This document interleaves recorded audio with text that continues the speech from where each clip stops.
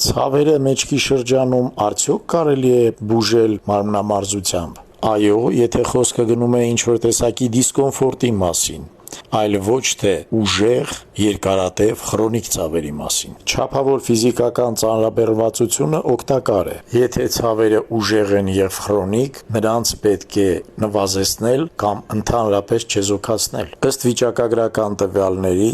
10 հիվանդներից 7-ի մոտ ցավերը առաջանում են մկաններից, որոնք սեղմում են ներվերին։ Շատ հաճախ պետք է թմրացնել այդ մկանները, որ ցավերը անցնեն։ Միանգամուց ներարկումից հետո պացիենտը գնում է տուն։ Ազդեցությունը բոտոքսի սկսվում է 3-4 օրից եւ մաքսիմալ արդյունքը ստանում են 2 շաբաթից,